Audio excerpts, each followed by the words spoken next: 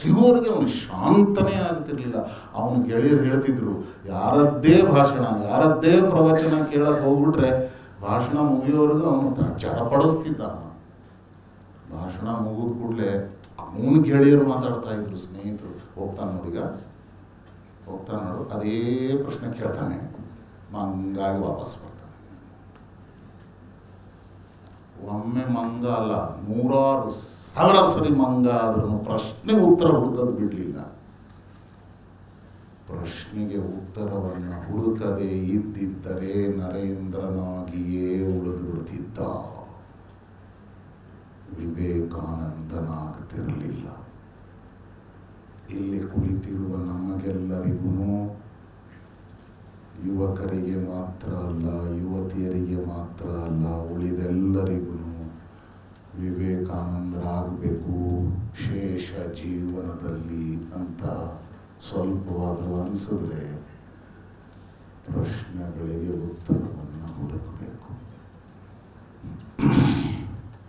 ದೇವರಿದಾನ ಅಂತ ಕೇಳ್ತಿದ್ದ, ಇದಾನೆ ಅಂತ ಹೇಳ್ತಿದ್ರು ಪ್ರವಚನ ಮಾಡ, ನೀವು ನೋಡಿದ್ದೀರಾ ಅಂತ ಕೇಳ್ತಿದ್ದ, ಸುಮ್ಮನಾಗ್ಬಿಡ್ತಿದ್ರು, ಬೇಜಾರಾಗಿ ವಾಪಸ್ ಬರ್ತಿದ್ದ. ತಾವೇ ನೋಡಿಲ್ಲ, ಇದಾನೆ ಅಂತ ಹೇಳ್ತಾರೆ ಇವರು. ಅವರು ಕೇಳಿಸಂಗೆ ಹೇಳ್ತಿರ್ಲಿಲ್ಲ, ಗುಣು ಗುಣು ಗುಣು ಅನ್ಕೊಂತ ಬರ್ತಿದ್ದ. ಯಾವುದನ್ನು ತರ್ಕಕ್ಕೆ ಸಿಲುಕಿಸದೆ, ತರ್ಕಕ್ಕೆ ಒಪ್ಪಿಸದೆ ಒಪ್ಕೊಳ್ತಿರ್ಲಿಲ್ಲ. ತರ್ಕದ ಹೊರೆಗಲ್ಲಿಗೆ ಹಚ್ಚಿ ಅದನ್ನು ಅರ್ಥ ಮಾಡಿಕೊಳ್ಳುವ ಪ್ರಯತ್ನ ಮಾಡ್ತಿದ್ದ. ಕೇವಲ ತರ್ಕದ ಆಧಾರದ ಮೇಲೆ ಪ್ರಶ್ನೆಯನ್ನ ಕೇಳಿದ್ರೆ ವಿವೇಕಾನಂದನಾಗ್ತಿರ್ಲಿಲ್ಲ. ಪ್ರಶ್ನೆ ಹೇಗೆ ಕೇಳಬೇಕು ಅನ್ನೋದಕ್ಕೂ ಒಂದು ವಿಧಿ ಇದೆ. ಅದನ್ನು ವರ್ಣಿಸಲಿಕ್ಕಾಗಿಯೇ ಒಂದು ಉಪನಿಷತ್ತಿದೆ, ಅದರ ಹೆಸರು ಪ್ರಶ್ನೋಪನಿಷತ್. ಪ್ರಶ್ನೆ ಕೇಳುವವನ ಮನಸ್ಸಿನಲ್ಲಿ ಯಾವ ಭಾವನೆಗಳಿರಬೇಕು, ಯಾವ ಮಾನಸಿಕ ಅವಸ್ಥೆ ಇರಬೇಕು, ಪ್ರಶ್ನೆಯನ್ನು ಸ್ವೀಕರಿಸುವವರ ಮನಸ್ಸಿನಲ್ಲಿ ಯಾವ ಭಾವನೆಗಳಿರಬೇಕು, ಯಾವ ಅವಸ್ಥೆ ಇರಬೇಕು. ತರ್ಕಕ್ಕೆ ಆಧಾರ ಶ್ರದ್ಧೆ ಇರಬೇಕು. ಶ್ರದ್ಧೆ ಇಲ್ಲದ ತರ್ಕ ಮನುಷ್ಯನನ್ನ ಅಹಂಕಾರದವರೆಗೆ ತೆಗೆದುಕೊಂಡು ಹೋಗುತ್ತೆ, ಅಲ್ಲಿಂದ ನಾಶ ಮಾಡುತ್ತೆ. ಒಂದು ವೇಳೆ ವೈಜ್ಞಾನಿಕ ಸನ್ಯಾಸಿ ಎನ್ನುವ ಪ್ರಸಿದ್ಧಿಗೆ ಪಾತ್ರನಾಗಿರತಕ್ಕಂಥ ಆ ನರೇಂದ್ರನ ಆ ತರ್ಕ ಶಕ್ತಿಯ ಆಧಾರ ಶ್ರದ್ಧೆಯಾಗಿರದೇ ಇದ್ದಿದ್ದರೆ ಅವನು ಇವತ್ತು ನಮ್ಮೆಲ್ಲರ ಸ್ಮರಣೆಗೆ ಯೋಗ್ಯನಾಗಿ ಉಳಿತಿರಲಿಲ್ಲ. ಬಲವಾದ ತರ್ಕಶಕ್ತಿ ಇದ್ದಾಗ್ಯೂ ಸಹ ಅದರ ಆಧಾರ ಶ್ರದ್ಧೆಯಾಗಿತ್ತು, ಭಕ್ತಿಯಾಗಿತ್ತು. ಭಕ್ತಿ ಆಧಾರ ಇಲ್ಲದ ಕರ್ಮ ನಮ್ಮನ್ನ ಭೋಗವಾದದ ಕಡೆಗೆ ತೆಗೆದುಕೊಂಡು ಹೋಗುತ್ತೆ. ಭಕ್ತಿಯ ಆಧಾರ ಇಲ್ಲದ ಜ್ಞಾನ ನಮ್ಮನ್ನ ಅಹಂಕಾರದ ಕಡೆಗೆ ತೆಗೆದುಕೊಂಡು ಹೋಗುತ್ತೆ. ಅದಕ್ಕಾಗಿ ಭಕ್ತಿ ಪ್ರತಿಯೊಬ್ಬ ಮನುಷ್ಯನ ಉತ್ಥಾನದ ಆಧಾರವಾಗಬೇಕು. ನರೇಂದ್ರನ ಆಧಾರ ಭಕ್ತಿಯಾಗಿತ್ತು. ಮನೆಯಲ್ಲಿ ಅಪ್ಪ ಅಮ್ಮಂದಿರಿಂದ ಆ ಭಕ್ತಿಯನ್ನು ಕಲಿತಿದ್ದ. ಮನೆಯಲ್ಲಿ ಬಾಲ್ಯದಲ್ಲಿ ಭಕ್ತಿಯನ್ನು ಕಲಿಸದೇ ಇದ್ದರೆ ತನ್ನಿಂದ ತಾನೇ ಅಹಂಕಾರ ಬರುತ್ತೆ. ಅದರಿಂದ ಬಚಾವಾಗಿದ್ದ.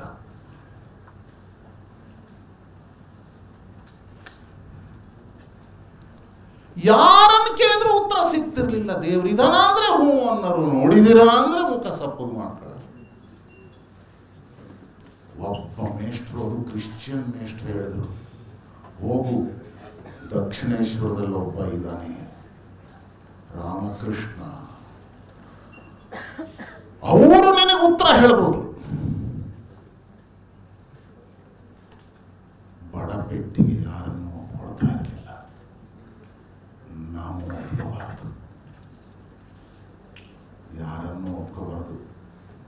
ಯಾರೂ ಒಪ್ಕೊಳ್ಳಲ್ಲ. ಸ್ಕ್ಯಾನಿಂಗ್ ಮಷಿನ್ ಭಾಳ ಸ್ಟ್ರಾಂಗ್ ಇದೆ, ಎಲ್ಲರದ್ದು ತುಂಬ ಸ್ಕ್ಯಾನ್ ಮಾಡ್ತಾರೆ. ಯಾರನ್ನೂ ಒಪ್ಕೋಬಾರ್ದು. ಪೂರ್ತಿ ಸ್ಕ್ಯಾನ್ ಮಾಡಿದ್ಮೇಲೆ ಒಪ್ಕೋಬೇಕು. ಒಪ್ಕೊಂಡ್ಮೇಲೆ ದೂರ ಸರಿಬಾರ್ದು. ಒಪ್ಪಿಕೊಂಡ ಮೇಲೆ ಒಪ್ಪಿಸಿಕೊಳ್ಳಬೇಕು, ಸಂಪೂರ್ಣ ಒಪ್ಪಿಸಿಕೊಳ್ಳಬೇಕು. ಅಲ್ಲಿಯವರೆಗೆ ಒಪ್ಪಿಕೊಳ್ಳಬಾರದು. ರಾಮಕೃಷ್ಣ ಪರಮಹಂಸರನ್ನ ಪರೀಕ್ಷೆ ಮಾಡಿದ. ಅವರ ಆಡುವ ಮಾತಿಗೂ ನಡೆಗೂ ವ್ಯತ್ಯಾಸ ಇದೆಯಾ, ಅಂತರ ಇದೆಯಾ? ಇವರನ್ನ ನಾನು ಸ್ವೀಕಾರ ಮಾಡಬಹುದಾ? ಒಂದೇ, ಎರಡೇ, 10 ಹಲವು. ಅವರ ಹಾಸಿಗೆ ಕೆಳಗೆ ನಾಣ್ಯ ಇಟ್ಟ, ಬಂದು ಕೂತ್ ಕೂಡಲೇ ಹಾರಿ ಬಿದ್ದು ಬಿಟ್ರು ಇವರು. ಯಾಕೆ ಅಂತ ಕೇಳ್ದ. ನೋಡ್ತೀನಿ ತಡಿ ಅಂತ ಹಾಸಿಗೆ ಎತ್ತು ನೋಡಿರೋದ್ರಲ್ಲಿ ಒಂದು ನಾಣ್ಯ ಇತ್ತು. ಒಂದು ಉದಾಹರಣೆ ಹೇಳಿದ್ದೀನಿ, ಓದಿದ್ದೆಲ್ಲ ಓದ್ಕೊಳ್ಳಿ, ಎಲ್ಲ ಹೇಳಕ್ಕಾಗಲ್ಲ. ಇಲ್ಲಿ ಒಪ್ಕೋಬಾರ್ದು, ಯಾರನ್ನು ಒಪ್ಕೋಬಾರ್ದು, ಕಂಡವರಿಂದ ಹೋಗಬಾರ್ದು. ಇವತ್ತೆಲ್ಲ ಕಂಡವರಿಂದ ಹೋಗ್ಬಿಡ್ತಾರೆ, ಚೆನ್ನಾಗಿ ಕಾಣಿಸಿದ ಕೂಡಲೇ ಹೋಗ್ಬಿಡ್ತಾರೆ. ಒಂದು ಮಸಾಲೆ ದೋಸೆ ತಿನ್ಸಿದ ಕೂಡಲೇ ಹೋಗ್ಬಿಡ್ತಾರೆ, ಒಂದು ಸಿನಿಮಾ ತೋರಿಸಿದ ಕೂಡಲೇ ಹೋಗೇ ಬಿಡ್ತಾರೆ. ಹೋದ್ಮೇಲೆ ಗೊತ್ತಾಗುತ್ತೆ ಬರಕ್ಕಾಗದೇ ಇರುವ ಜಾಗಕ್ಕೆ ಬಂದ್ಬಿಟ್ಟಿದ್ದೀವಿ ಅಂತ. ಹೋಗಬಾರ್ದು, ವಿಶ್ವಾಸ ಇಡಬಾರ್ದು, ಪರೀಕ್ಷೆ ಮಾಡಬೇಕು. ಬೆಳ್ಳಗಿದ್ದದ್ದೆಲ್ಲ ಹಾಲಲ್ಲ. ಒಳ್ಳೆಯವರಾಗಿ ಕಾಣುವವರೆಲ್ಲರೂ ಒಳ್ಳೆಯವರಲ್ಲ. ವಿವೇಕಾನಂದರಾಗಬೇಕಾದ್ರೆ, ನರೇಂದ್ರ ವಿವೇಕಾನಂದನಾಗಬೇಕಾದ್ರೆ ಈ ಪರೀಕ್ಷೆಯ ಗುಣ ಇತ್ತು, ಪರೀಕ್ಷಿಸುವ ಗುಣ. ನಮ್ಮ ದೇಶದಲ್ಲಿ ಗುರು ಶಿಷ್ಯನನ್ನ ಪರೀಕ್ಷಿಸಿ ತೆಗೆದುಕೊಳ್ತಾ ಇದ್ದ, ಶಿಷ್ಯನು ಗುರುವನ್ನು ಪರೀಕ್ಷಿಸ್ತಾ ಇದ್ದ. ಆ ಯೋಗ್ಯತೆ ಇರಬೇಕು ಶಿಷ್ಯನಾದವನಲ್ಲಿ.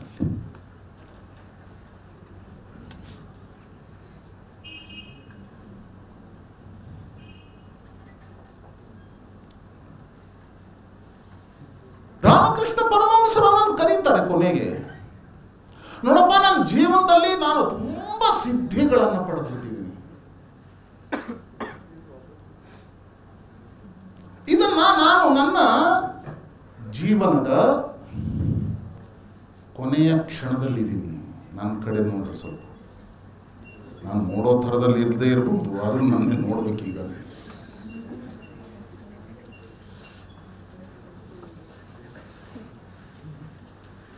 ಈ ಸಿದ್ಧಿಗಳನ್ನೆಲ್ಲ ಕೊಡಬೇಕು.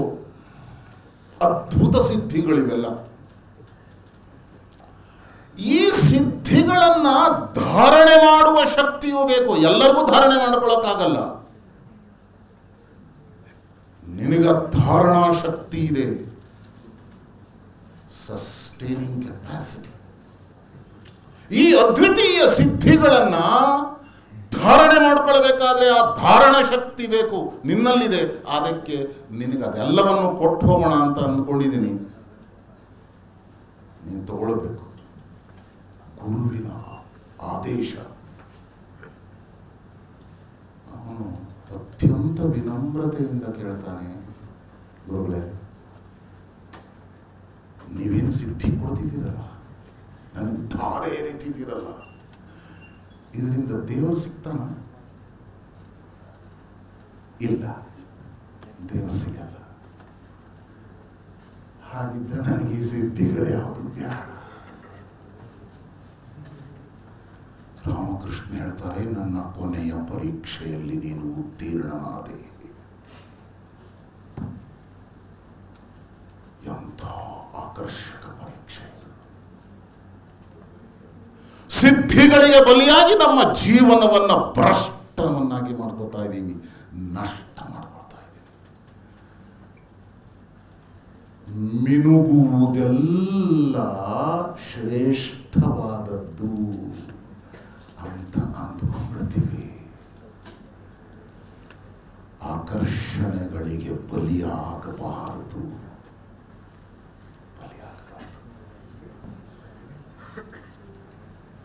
ಹಚ್ಚಿಕೊಂಡಿರುವ ಬಣ್ಣ 10 ನಿಮಿಷದಲ್ಲಿ ಬೆವರಿನಿಂದ ಕಾಣೆಯಾಗತ್ತೆ. ಹೆಚ್ಚುತ್ತಿರಲ್ಲ ಕಾಸ್ಮೆಟಿಕ್ಸ್. ಬಣ್ಣ ಬಯಲಾಗಲಿಕ್ಕೆ ಹೆಚ್ಚು ಹೊತ್ತು ಬೇಕಾಗಿಲ್ಲ. ಹೀಗಾಗಿ ಆಕರ್ಷಣೆಗಳಿಗೆ ಬಲಿಯಾಗಬಾರದು. ನಮ್ಮ ಜೀವನದ ಗುರಿಯೆಡೆಗೆ ನಾವು ತಲುಪಬೇಕು ಅಂತಾದರೆ, ಜೀವನಕ್ಕೊಂದು ಗುರಿ ಇರಬೇಕು ಅಂತಾದರೆ ಆಕರ್ಷಣೆಗಳಿಗೆ ಬಲಿಯಾಗಬಾರದು. ಇವತ್ತು ಇಡೀ ಜಗತ್ನಲ್ಲಿ ಅತಿ ಹೆಚ್ಚು ಜನ ಆತ್ಮಹತ್ಯೆ ಮಾಡಿಕೊಳ್ತಿರ್ತಕ್ಕಂಥ ದೇಶ ಭಾರತ. ಯುವಕರು, ಯುವ ಜನತೆ. ಒಂದು ದಿನಕ್ಕೆ 26 ಜನ ಆತ್ಮಹತ್ಯೆ ಮಾಡ್ಕೊಂಡಿದ್ದಾರೆ. ಮಾರ್ಕ್ಸ್ ಕಡಿಮೆ ಬಂತು ಅಂತ ಸಾಯ್ತಾರೆ.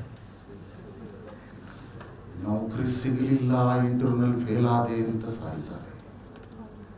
ಪ್ಯಾಕೇಜ್ ಸರಿಯಾಗಿ ಸಿಗಲಿಲ್ಲ ಅಂತ ಸತ್ತೇ ಹೋಗ್ಬಿಡ್ತಾರೆ. ಹುಡುಗಿ ಓಡ್ ಹೋದ್ಲು, ಹುಡುಗಿ ಬಿಟ್ಟುಬಿಟ್ಲು ಅಂತ ಹುಡುಗ ಬಿಟ್ಟುಬಿಟ್ಟ ಅಂತ ಹುಡುಗಿ. ಶಿವ ಶಂಕರ ನಾರಾಯಣ ಸತ್ತೇ ಹೋಗ. ಅರೆ ಬದುಕ್ತಿರೋದು ಯಾಕೆ? ಈ ಶರೀರ ಸಿಕ್ಕಿರೋದು ಯಾಕೆ? ಇದನ್ನ ಅರ್ಥ ಮಾಡಿಕೊಳ್ಳುವ ಶಕ್ತಿ ಇಲ್ಲದೆ ಇರತಕ್ಕಂಥವರು ಸಣ್ಣ ಪುಟ್ಟ ಕಾರಣಗಳಿಗಾಗಿ 12ನೇ ಮಹಡಿಯಿಂದ ಬಿದ್ದುಬಿಡ್ತಾರೆ. ಆಕರ್ಷಣೆಗಳಿಗೆ ಬಲಿಯಾಗಬಾರದು. ಅದೆಂಥ ಸಿದ್ಧಿಗಳು ಸಿಕ್ಕರು, ಯಶಸ್ಸಿನ ಶಿಖರದ ಮೇಲೆ ನಾನು ನಿಂತಿದ್ರು ಅಹಂಕಾರ ಬರಬಾರದು. ಆದರೆ ಈಗಿನ ಮಾರ್ಕೆಟಲ್ಲೆಲ್ಲ ಒಂದಕ್ಕೊಂದು ಫ್ರೀ ತಾನೆ, ಒಂದು ತಗೊಂಡ್ರೆ ಇನ್ನೊಂದು ಫ್ರೀ. ಯಶಸ್ಸಿನ ಜೊತೆಗೆ ಅಹಂಕಾರ ಉಚಿತವಾಗಿ ಬಂದ್ಬಿಡುತ್ತೆ. ನೀವು ಕೇಳದೇ ಇದ್ರು ಬರುತ್ತೆ. ಭುಜದ ಮೇಲೆ ತಲೆನೇ ಇರಲ್ಲ, ಗಿರ್ರ ಅಂತ ತಿರುಗ್ತಿರುತ್ತೆ.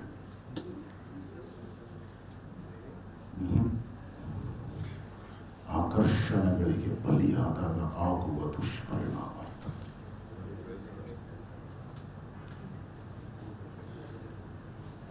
ಧ್ಯಾನ ಸಿದ್ಧಿಸಿತ್ತು ನರೇಂದ್ರನಿಗೆ. ಕುಳಿತಲ್ಲಿ ನಿಂತಲ್ಲಿ ಧ್ಯಾನದ ಅವಸ್ಥೆಗೆ ಹೋಗ್ಬಿಡ್ತಿದ್ದ. ಬಹಳ ಅಪರೂಪ ಆ ಅವಸ್ಥೆಯನ್ನು ತಲುಪುವುದು. ರಾಮಕೃಷ್ಣರು ಹೇಳ್ತಾರೆ, ನೀನಿನ ಮೇಲೆ ಸಮಾಧಿಗೆ ಹೋಗತಕ್ಕದ್ದಲ್ಲ. ಅರೇ, ಯಾವುದರಿಂದ ಪರಮ ತತ್ವದ ಆನಂದವನ್ನ ಅನುಭವಿಸ್ತಕ್ಕಂಥ ಭಾಗ್ಯ ಸಿಗುತ್ತೋ ಅಂಥ ಸಮಾಧಿಯನ್ನ ನೀನು ಪ್ರವೇಶ ಮಾಡಬಾರದು ಅಂತ ಆಜ್ಞೆ ಗುರುವಿನದ್ದು. ನಾನು ಏನ್ ಮಾಡಬೇಕು? ನೀವೇ ಕಲಿಸಿದ್ದು ಇದೆಲ್ಲ. ಹೀಗಾಗಿ ನಾನು ಅಪ್ರಯತ್ನವಾಗಿ ಸಮಾಧಿಯ ಅವಸ್ಥೆಗೆ ನಾನು ಹೋಗ್ತಾ ಇದ್ದೀನಿ. ಇದನ್ನು ಬೇಡ ಅಂದ್ಬಿಟ್ರೆ ಇಲ್ಲ, ಸಮಾಧಿಗೆ ಹೋಗೋಗಿಲ್ಲ. ನೀವು ನಿನ್ನ ಜೀವನ, ನಿನ್ನ ಬದುಕು ಜನರ ಸೇವೆಗೆ. ಎಲ್ಲಿವರೆಗೆ ಈ ದೇಶದಲ್ಲಿ ಒಬ್ಬನೇ ಒಬ್ಬ ಬಳಲುತ್ತಾ ಇದ್ದಾನೋ, ಒಬ್ಬನೇ ಒಬ್ಬ ದುಃಖಿತನಿದಾನೋ, ಒಬ್ಬನೇ ಒಬ್ಬ ಪೀಡಿತನಿದಾನೋ, ಅಲ್ಲಿವರೆಗೆ ನೀನು ನಿನ್ನ ಮೋಕ್ಷದ ಕುರಿತಾಗಿನೂ ಯೋಚಿಸಬಾರ್ದು, ಸಮಾಧಿಗೆ ಹೋಗಬಾರ್ದು. ಎಂಥ ಅದ್ಭುತವಾದಂಥ ಸಂದೇಶ. ಈ ದೇಶದ ಪ್ರತಿಯೊಬ್ಬರ ಮುಖದಲ್ಲಿ ಆನಂದದ ಮುಗುಳ್ನಗೆ ಎಲ್ಲಿಯವರೆಗೆ ಕಾಣಿಸೋದಿಲ್ವೋ ಅಲ್ಲಿವರೆಗೆ ನನ್ನ ಸ್ವಂತದ ಮೋಕ್ಷವೂ ನನಗೆ ಕಸಕ್ಕೆ ಸಮಾನ. ಎಂಥ ರೋಮಾಂಚಕಗೊಳ್ತಕ್ಕಂಥ ಮಾತುಗಳು. ಸಿಗಲ್ವೇ ಸಂದೇಶ? ಅವರ ಬದುಕಿನ ಕ್ಷಣ ಕ್ಷಣವೂ ಸಂದೇಶವೇ. ದೇಶ ಸುತ್ತಕ್ಕೆ ಹೋದ್ರಲ್ಲಿ ಕಾಲ್ನಡಿಗೆಯಿಂದ ಕೆಲವು ಕಡೆ, ಸೈಕಲ್ನಲ್ಲಿ ಕೆಲವು ಕಡೆ, ಟ್ರೇನ್ನಲ್ಲಿ ಟಿಕೆಟ್ ಇಲ್ಲದೆ ಕೆಲವು ಕಡೆ, ಆ ರಾಜಸ್ಥಾನದ ಬಿಸಿಲಿನಲ್ಲಿ ಕಾಲಿನಲ್ಲಿ ಚಪ್ಪಲಿ ಇಲ್ಲದೆ ಆ ಝಳ ಝಳ ಸುಡುತ್ತಾ ಇರತಕ್ಕಂಥ ಬೆಂಕಿಯಂತೆ ಸುಡುವ ಮರಳಿನ ಮೇಲೆ ನಡ್ಕೊಂಡು ಹೋದ್ರು.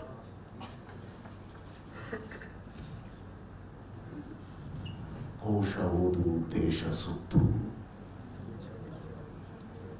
ಭಾರತವನ್ನ ಸುತ್ತಿದರು. ಒಂದು ಹೊತ್ತು ರಾಜ ಮಹಾರಾಜರುಗಳ ಜೊತೆ ಚರ್ಚೆ, ಇನ್ನೊಂದು ಹೊತ್ತು ಗುಡಿಸಲಿನಲ್ಲಿ ವಾಸ, ಒಂದು ಹೊತ್ತು ಮೃಷ್ಟಾನ್ನ ಭೋಜನ, ಇನ್ನೊಂದು ಹೊತ್ತು ಮುರುಕಲು ಗುಡಿಸಿನಲ್ಲಿ ಭಿಕ್ಷೆಯನ್ನ ಬೇಡಿ ಬಂದಿರತಕ್ಕಂಥ ಹಳಸಿದ ಅನ್ನ. ಎರಡರ ಅನುಭವವನ್ನು ತೆಗೆದುಕೊಂಡರು. ಎಲ್ಲರ ಜೊತೆ ಚರ್ಚೆ ಮಾಡಿದರು. ಭಾರತ ಯಾಕೆ ಹೀಗಿದೆ, ನಮಗೆ ಯಾಕೆ ಅವರು ಪ್ರಿಯರಾಗ್ತಾರೆ ಅಂದ್ರೆ ಭಾರತದ ಅವಸ್ಥೆಯಿಂದ ಅಸ್ವಸ್ಥರಾದರು. He disturbed because of the state of this country, state of this society. ದುಃಖಿತರಾದರು. ದೇಶವನ್ನು ಅರ್ಥ ಮಾಡಿಕೊಂಡ್ರು. ಎರಡು ಪ್ರಶ್ನೆ ಅವರ ಮನಸ್ಸಿನ ನಿದ್ದೆಯನ್ನ ಕೆಡಿಸ್ತು, ಅನ್ನವನ್ನ ಸೇರದಂತೆ ಮಾಡಿತು. ಬಾಯಾರಿಕೆ ಮಾಯವಾಯಿತು. ಆ ಎರಡು ಪ್ರಶ್ನೆಗಳೇ ಯಾವುದು? ನಮಗೂ ಪ್ರಶ್ನೆಗಳು ಹುಟ್ಟುತ್ತೆ, ಅದನ್ನು ಹಂಗೆ ಅದುಂಬಿಡ್ತೀವಿ. ಪ್ರಶ್ನೆಗಳನ್ನ ಉತ್ತರದ ಸಿಗುವ ಲಾಜಿಕಲ್ ಎಂಡ್, ತರ್ಕದ ಅಂತ್ಯದವರೆಗೆ ಅದನ್ನು ತೆಗೆದುಕೊಂಡು ಹೋಗಲ್ಲ ನಾವು. ಹೀಗಾಗಿ ಎಲ್ಲಿದ್ದೀವೋ ಅಲ್ಲೇ ಇರ್ತೀವಿ. ನಮ್ಮ ಜೀವನದಲ್ಲಿ ಬದಲಾವಣೆಗಳೇ ಆಗಲ್ಲ. ಎರಡು, ನಾನು ಆಗಲೇ ಹೇಳಿದ್ನಲ್ಲ, ಮಾತಾಡಬೇಕು ಅಂತ ಇದ್ರೆ ನೀವು ಹೋಗ್ಬೋದು. ಟೈಮ್ ಪಾಸಿಂಗ್ ನಾನು ಬಂದಿಲ್ಲ ಅಂತ ಅದಕ್ಕೆ I am very very serious. ಎಲ್ಲ ಕಾರ್ಯಕ್ರಮಗಳಂತೆ ಈ ಕಾರ್ಯಕ್ರಮ ಅಂತ ಅಂದ್ಕೋಬೇಡ್ರಿ ದಯವಿಟ್ಟು, ಯಾಕಂದರೆ ಚಪ್ಪಾಳೆ ಬೇಕೇ ಆಗಿಲ್ಲ ನನಗೆ. ನಾನು ಹೇಳಿದ್ದೀನಿ ನನ್ನ ಡಿಸ್ಟರ್ಬೆನ್ಸ್, ನಿಮ್ಮ ವಿವೇಕಾನಂದರ ಡಿಸ್ಟರ್ಬೆನ್ಸ್ ನನ್ನಲ್ಲಿ ಬಂದಿದೆ. ನಂದನ್ನು ಟ್ರಾನ್ಸ್ಫರ್ ಮಾಡಬೇಕು ಅಂತ ಹೊರಟಿದ್ದೀನಿ. ಎರಡು ಪ್ರಶ್ನೆಗಳು ಅವರ ನಿದ್ದೆಯನ್ನು ಕೆಡಿಸಿತ್ತು. ಒಂದು, ಇಡೀ ಜಗತ್ತಿಗೆ ಅನ್ನವನ್ನ ಕೊಟ್ಟಂತ ಭಾರತ, ಜಗತ್ತಿಗೆ ಅನ್ನವನ್ನ ಉಣಿಸಿದಂತ ಭಾರತ ಇವತ್ತು ಭಿಕ್ಷುಕ ದೇಶವಾಗಿ ಈ ಭಿಕ್ಷಾ ಪಾತ್ರೆಯನ್ನ ಹಿಡ್ಕೊಂಡು ದೇಶ ದೇಶಗಳನ್ನು ಸುತ್ತಾ ಇದೆಯಲ್ಲ. ಇಂಥ ದುರವಸ್ಥೆ, ಇಂಥ ದುರ್ಗತಿ ಭಾರತಕ್ಕೆ ಯಾಕೆ ಬಂತು? ಬಹಳ ಬೇಚೈನ್, ಅಸ್ವಸ್ಥರಾದರು. ಇಡೀ ಜಗತ್ತಿಗೆ ಜ್ಞಾನವನ್ನ ಕೊಟ್ಟಂತ ಭಾರತ ಇವತ್ತು ಪಶ್ಚಿಮದ್ದೇ ಶ್ರೇಷ್ಠ ಅಂತ ಭಾವಿಸ್ಕೊಂಡು ಅವರ ಹಿಂದೆ ಅಂಧಾನುಕರಣೆಯನ್ನ ಮಾಡ್ತಾ ಇದೆಯಲ್ಲ. ಯಾಕೆ ಈ ಗುಲಾಮಿ ತನ ಯಾಕೆ ಬಂತು ಭಾರತದಲ್ಲಿ? ಹೌದು, ಆ ಸಮುದ್ರದ ಮಧ್ಯದಲ್ಲಿರ್ತಕ್ಕಂಥ ಶಿಲೆಯವರೆಗೆ ಹೋಗ್ಲಿಕ್ಕೆ ದೋಣಿ ಅವನಿಗೆ ಕೊಡ್ಲಿಕ್ಕೆ ದುಡ್ಡಿರಲಿಲ್ಲ, ಈಜಿಕೊಂಡು ಹೋದ್ರು. ಹೇಳ್ತಾರೆ 3 ದಿವಸ ಅನ್ನ ಆಹಾರಗಳನ್ನ ತ್ಯಾಗ ಮಾಡಿದ್ರು ಅಂತ. ಕೊಡೋರು ಯಾರಿದ್ರು? ಕೊಡೋರೇ ಇರಲಿಲ್ಲ. ತ್ಯಾಗ ಮಾಡುವುದು ದೊಡ್ಡತನ ಆಗಿರಲಿಲ್ಲ. ಕೊಟ್ಟಿದ್ರೆ ತಗೊಳ್ತಿದ್ರೋ ಇಲ್ಲೋ ಗೊತ್ತಿಲ್ಲ, ಕೊಡೋರು ಯಾರು? ಸುತ್ತಲೂ ಜಲರಾಶಿ. 3 ದಿನಗಳ ಕಾಲ ಒಂದು ಹನಿ ನೀರು ಕುಡಿಯೋದಕ್ಕೆ ಅವಕಾಶ ಆಗಲಿಲ್ಲ ರೀ. 3 ದಿನ ಇಡೀ ಭಾರತವನ್ನ ನೋಡ್ತಾ, ಯಾವ ಜಾಗದಲ್ಲಿ ಈಶ್ವರನನ್ನ ಪಡ್ಕೊಳ್ಬೇಕು, ಶಿವನನ್ನ ಪಡ್ಕೊಳ್ಬೇಕು ಅಂತ ಪಾರ್ವತಿ ಒಂದು ಕಾಲಿನ ಮೇಲೆ ನಿಂತು ಅನ್ನ ಆಹಾರಗಳನ್ನ, ನೀರನ್ನ ತ್ಯಾಗ ಮಾಡಿದ್ಲೋ, ಅದೇ ಶಿಲೆಯ ಮೇಲೆ ನಿಂತು ಇವರು ಕೇಳಿದರು, ಯಾಕೆ ನನ್ನ ದೇಶದ ಈ ಸ್ಥಿತಿ ಇಂಥ ದುರ್ಗತಿಗೆ ತಲುಪಿತು? 3 ದಿನಗಳ ನಂತರ ಉತ್ತರ ಸಿಕ್ತು. ಅವರ ಉತ್ತರವನ್ನು ಅವರ ಭಾಷೆಯಲ್ಲೇ ಹೇಳ್ತೀನಿ. I call all these educated called a traitors. ಈ ಸುಶಿಕ್ಷಿತರನ್ನ ನಾನು ದ್ರೋಹಿಗಳು ಅಂತ ಕರಿತೀನಿ. ಅನ್ಲೆಸ್ ಅಂಡ್ ಅಂಟಿಲ್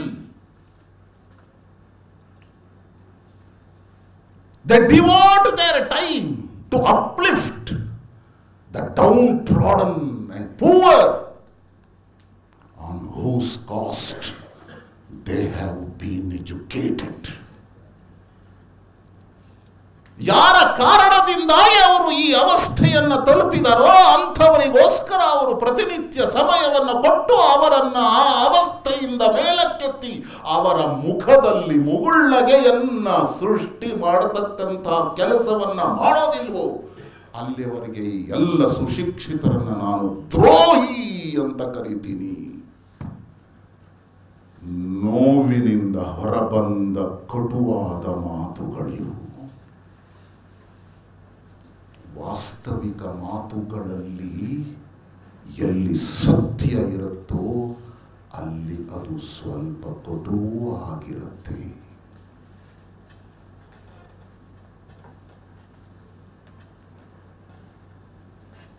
ಪಡಬಾರದ ಕಷ್ಟವನ್ನ ಪಟ್ಟು ಅಲ್ಲಿ ಹೋದ್ರು ಅಮೆರಿಕಕ್ಕೆ. ವಿಶ್ವ ಧರ್ಮ ಸಮ್ಮೇಳನಕ್ಕೆ ಹೋದ್ರು. ಈ ಹುಚ್ಚನನ್ನ ವೇಷವನ್ನ ಈ ಹುಚ್ಚು ವೇಷವನ್ನ ನೋಡಿ ತಮಾಷೆ ಮಾಡಿದ್ರು. ಹಿಂದಿನ ದಿವಸ ರಾತ್ರಿ ತಿನ್ನಕ್ಕೆ ಗತಿ ಇಲ್ಲ, ಭಿಕ್ಷೆ ಬೇಡೋಣ ಅಂತ ಹೋದ್ರು ತಳ್ಳಿ ದೂರ ಕಳಿಸಿದ್ರು. ಭಾರತವನ್ನ ಸುತ್ತಿದಾಗ ಆದ ಅಪಮಾನಗಳ ಪರಾಕಾಷ್ಠೆ ನ್ಯೂಯಾರ್ಕ್ ಅಲ್ಲೂ ಆಯಿತು. ಅಟ್ಟಾಡಿಸಿಕೊಂಡು ಕಲ್ಲು ಹೊಡೆದ್ರು. ಒಂದು ವಿನೋದದ ವ್ಯಕ್ತಿ ಆಗ್ಬಿಟ್ರು, ಮಜಾ ತೆಗೆದುಕೊಳ್ಳುವ ವ್ಯಕ್ತಿ ಆದ್ರು. ಒಳಗಡೆ ಇರುವ ಬೆಂಕಿ ಥಗನೆ ಉರಿತಾ ಇದ್ದದ್ದರಿಂದ ಇದೆಲ್ಲವೂ ಅಪಮಾನ ಅಂತ ಅವ್ರಿಗೆ ಅನ್ನಿಸ್ಲೇ ಇಲ್ಲ. ಅಲ್ಲಿ ಹೋದ ಮೇಲೆ ಆ ಕಾರ್ಯಕ್ರಮದ ಆಯೋಜಕರು ಇವರನ್ನು ನೋಡಿ ನಕ್ಕರು. ಯಾವ ಮೂರ್ಖ ಇವನನ್ನ ಕಳಿಸಿರ್ಬೋದು. ಹೋಗ್ಲಿ, ಪತ್ರ ಅಂತೂ ತಂದುಬಿಟ್ಟಿದ್ದಾನೆ. ಪತ್ರ ಸಿಕ್ಕಿತ್ತು ಅವನಿಗೆ. ವಿವೇಕಾನಂದರ ಕೈಯಲ್ಲಿ ಪತ್ರ ಇತ್ತು. ಒಂದೊಂದು ಸಾರಿ ಒಂದೊಂದು ಹೆಸರು ಹೇಳಿದ್ದಾರೆ. ಕೊನೆಗೆ ವಿವೇಕಾನಂದ ಅನ್ನೋದು ಉಳ್ಕೊಳ್ತಾರೆ. Here is a man from India who is intelligent than all the intelligence of America put together. ಆ ಒಂದು ವಾಕ್ಯಕ್ಕಾಗಿ ಅವನಿಗೆ ಭಾಷಣಕ್ಕೆ ಅವಕಾಶ ಕೊಟ್ಟರು. ಯಾವಾಗ ಕೊಡೋದು ಇವನಿಗೆ ಭಾಷಣ? ಅರೆ ಹುಚ್ಚ ಇದ್ದಾನಿದ್ದಾನೆ, ಇವನಿಗೆ ಯಾರು ಆಡಿಯನ್ಸೇ ಇರಲ್ಲ, ಇದ್ದವರೆಲ್ಲರೂ ನಿದ್ದೆ ಮಾಡ್ತಿರ್ತಾರೆ, ಅಂಥ ಸೆಷನ್ ಕೊಡೋಣ ಅಂಥೇಳಿ ಊಟದ ನಂತರದ ಸೆಷನ್ ಕೊಟ್ಟರು. ಮಧ್ಯಾಹ್ನದ ಮೊದಲು ಕೇಳಿದ್ರು, ನಿಮಗೆ ಯಾವ ಸೆಷನ್ ಆದರೆ ಹೆಚ್ಚು ಒಳ್ಳೆಯದು ಅಂತ. ಯಾವುದಾದ್ರೂ ಕೊಡ್ರಿ. ಉತ್ತರ ಕರ್ನಾಟಕದಲ್ಲಿ ಒಂದು ಗಾದೆ ಮಾತಿದೆ, ಹುಚ್ಚಿಗೆ ತವ್ರ ಮನೆ ಆದರೆ ಏನು ಗಂಡನ ಮನೆ ಆದರೆ ಏನು ವ್ಯತ್ಯಾಸ ಹೇಳಿ ಗೊತ್ತಾಗ್ತದೆ. ಮೊದಲೇ ಹುಚ್ಚಿ. ಹಾಗೆ ಇವರು ಹೇಳಿದ್ರು, ನನಗೆ ಯಾವ್ದಾದ್ರು ಸೆಷನ್ ಕೊಡಿ. ಭಾಳ ಚೆನ್ನಾಗಾಯ್ತು. ಮೊದಲೇ ಹುಚ್ಚ, ಇವನಿಗೆ ಮಧ್ಯಾಹ್ನದ ಕೊಟ್ಬಿಡೋಣ. ಮಧ್ಯಾಹ್ನದ ಕೊಡ್ತಾ ಇದ್ದೀವಿ ಆಗಲಿ ಅಂತಂದ್ರು. ಅಯ್ಯೋ, ಮಧ್ಯಾಹ್ನದ ಕೊಟ್ಟರೆ ಯಾರು ಕೇಳಿಸ್ಕೊಳ್ಳಲ್ಲ, ಊಟ ಆಗಿರುತ್ತೆ, ಜನ ಇರಲ್ಲ, ಖಾಲಿ ಬಿಡಿತಾ ಇರುತ್ತೆ ಸಭಾಂಗಣ ಅಂತ ಇವನಿಗೆ ಗೊತ್ತೇ ಇಲ್ಲ. ಇಷ್ಟು ಕಾಮನ್ ಸೆನ್ಸೂ ಇಲ್ಲ ಇವನಿಗೆ. ಅದಕ್ಕೆ ಇದನ್ನೇ ಕೊಡ ಅಂತ ಅದನ್ನು ಕೊಟ್ಟರು. ಆಗಿದ್ದು ನಿಮಗೆಲ್ಲರಿಗೂ ಗೊತ್ತಿಲ್ಲ, ಸ್ವಲ್ಪ ಗೊತ್ತಿದೆ ಅಷ್ಟೇ. ಚಪ್ಪಾಳೆ ಹೊಡೆದ್ರು ಅನ್ನೋದಷ್ಟು ಗೊತ್ತಿದೆ ಅಲ್ವಾ? ಬೋರೆ ಚಪ್ಪಾಳೆ ಹೊಡಿಲಿಲ್ರಿ. ಚಪ್ಪಾಳೆ ಹೊಡಿತಾ ಹೊಡಿತಾ ಹೊಡಿತಾ ಎದ್ದು ನಿಂತ್ಕೊಂಡ್ರು. ಅಷ್ಟು ಮಾತ್ರ ಅಲ್ಲ, ಕುರ್ಚಿ ಮೇಲೆ ನಿಂತರು. ವರ್ಣನೆ ಅದನ್ನು ಓದಿ. ಚಪ್ಪಾಳೆ ತಡ್ತಾ ತಡ್ತಾ ತಡ್ತಾ, ಸಹೋದರ ಸಹೋದರಿಯರೇ, ನನ್ನ ಅಮೆರಿಕೆಯ ನನ್ನ ಸಹೋದರ ಸಹೋದರಿಯರೇ, ಇಟ್ಟು ಹೇಳಿದ ಕೂಡಲೇ ಚಪ್ಪಾಳೆ, ಕಿವಿ ಗಡಚಿಕ್ಕುವ ಚಪ್ಪಾಳೆ, ಸ್ಟ್ಯಾಂಡಿಂಗ್ ಓವಿಯೇಷನ್. ಅದರಿಂದ ಸಮಾಧಾನ ಆಗಲಿಲ್ಲ ಯಾರಿಗೂ. ಕುರ್ಚಿ ಮೇಲೆ ನಿಂತುಬಿಟ್ರು. ಆಮೇಲೆ ಆಯೋಜಕರು ಬಂದು ಶಾಂತರಾಗಿ ಶಾಂತರಾಗಿ ಶಾಂತರಾಗಿ ಅಂತ ಹೇಳಬೇಕಾಯ್ತು. ಈಗ ಯಾರು ಮೂರ್ಖರು, ಎರಡು ಶಬ್ದ ಅವರ ಜೀವನದಲ್ಲಿ ತಿರುವು ತಂದುಕೊಡ್ತಾರೆ. ಯಾಕೆಂದರೆ ಆ ಎರಡು ಶಬ್ದವನ್ನು ಅವರ ಜೀವನದಲ್ಲಿ ಬೇರೆ ದೇಶದವರು ಅವರು ಹೇಳಿದ್ದನ್ನು ಎಂದೂ ಕೇಳಿರಲಿಲ್ಲ.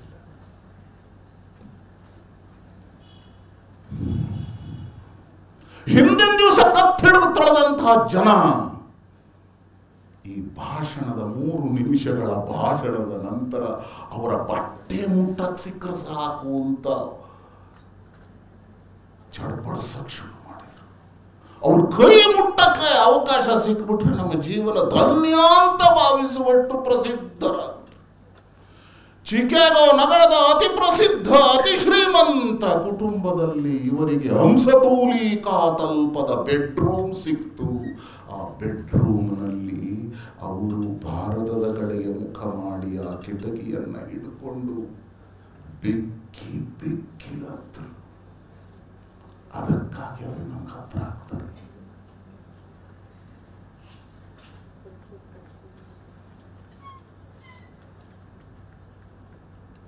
ಅದರ ವರ್ಣನೆ ಓದಬೇಕು. ಅಳಬೇಕಾದ್ರೆ ಅವರು ಆಡಿರುವ ಮಾತುಗಳನ್ನು ಓದಿದರೆ ನಿಮ್ಮ ಕಣ್ಣು ದೇವ ಆಗದೆ ಇರಲಿಕ್ಕೆ ಸಾಧ್ಯವೇ ಇಲ್ಲ. ಯಾಕಂದ್ರೆ ನೀವು ಭಾರತದಲ್ಲಿ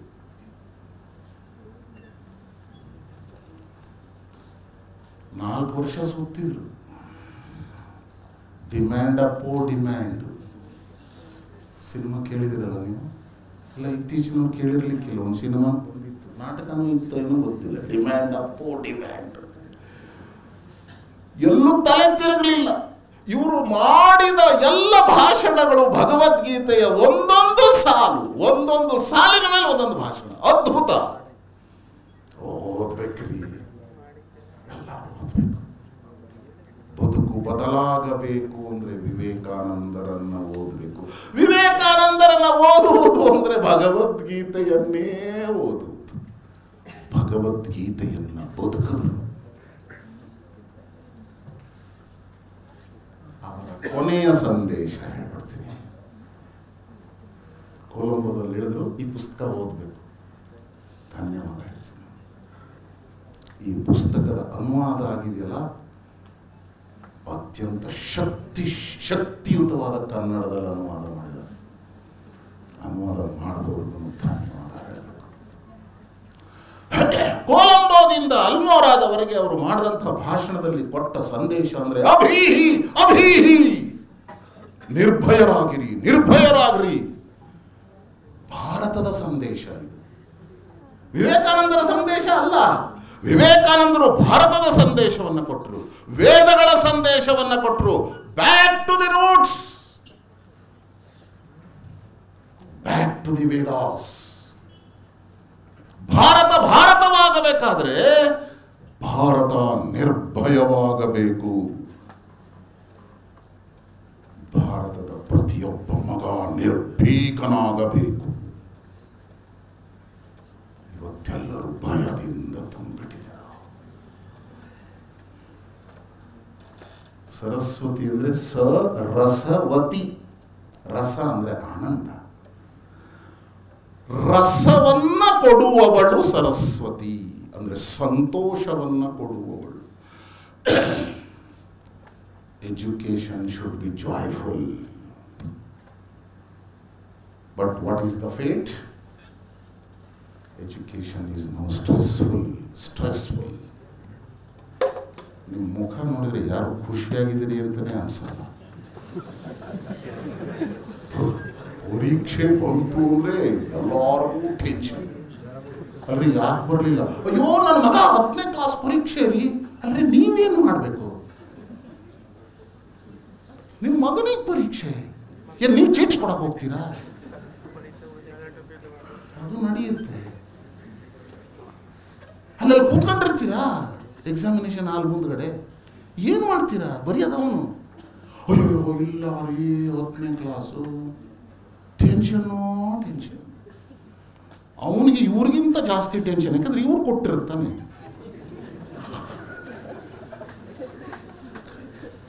ಶಿವ ಇವ್ರ ಮುಖಗಳಲ್ಲಿ ನೋಡಿದ್ರೆ ಅಯ್ಯೋ ಪಾಪ ಅನ್ಸುತ್ತೆ. ಆ ಮೇಷ್ಟ್ರಿಗೆ ಟೆನ್ಷನ್ ಇಲ್ವೇ?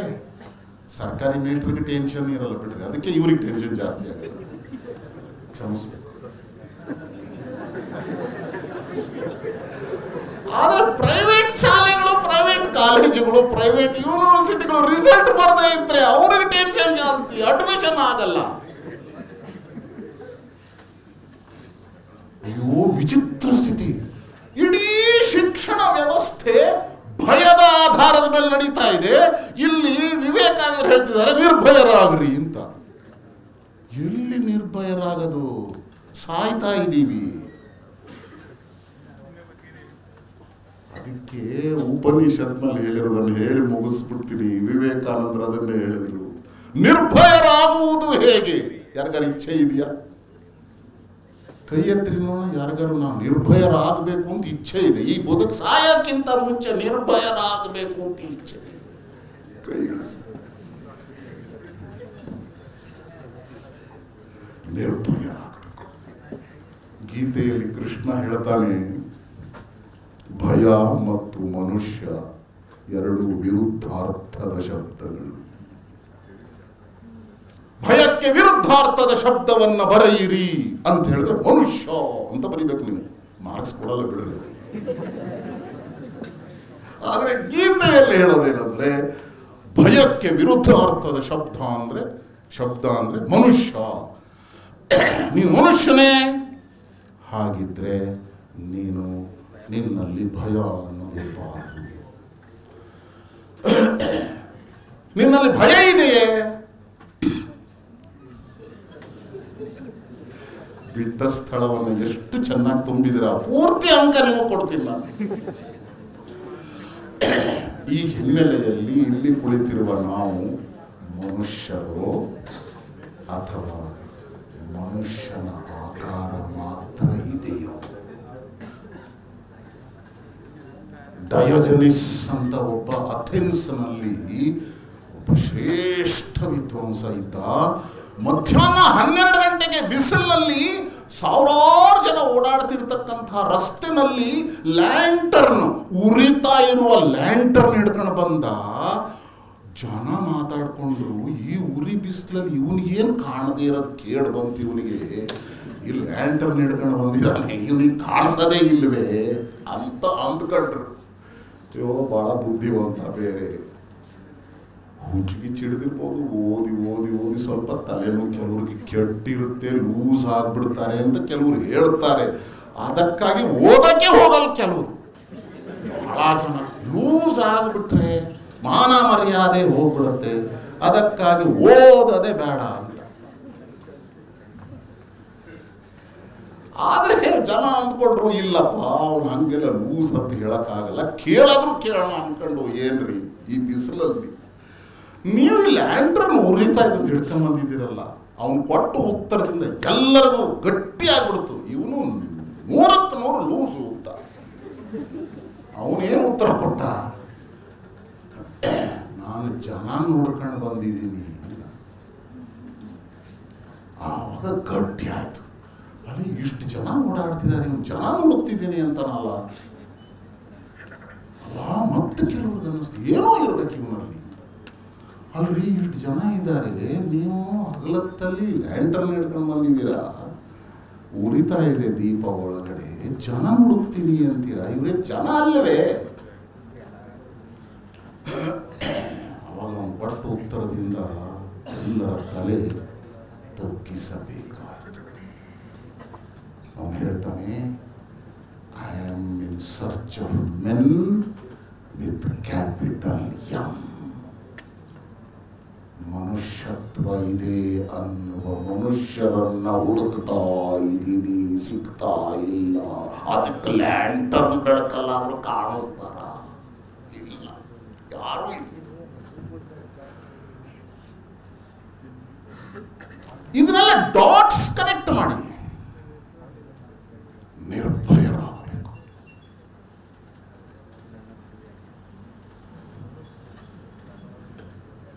ನಿರ್ಭಯರಾಗೋಣ. ನಿರ್ಭಯರಾಗದೆ ವಿವೇಕಾನಂದ ಆಗಕ್ಕಾಗಲ್ಲ. ಇಲ್ಲಿ ಕುಳಿತಿರುವ ಒಬ್ಬೊಬ್ಬರು ಈ ದೇಶದ ಒಬ್ಬೊಬ್ಬ ನಾಗರಿಕನು ನಿರ್ಭಯನಾಗಬೇಕು. ಸಾವಿಗೆ ಹೆದರದ ದೇಶ ಇದು. ಮೃತ್ಯುವನ್ನು ಸಂಭ್ರಮಿಸಿದ ದೇಶ ಇದು. ದ.ರಾ. ಬೇಂದ್ರೆಯವರು ಏನು ಹೇಳಿದ್ರು ಗೊತ್ತಾ?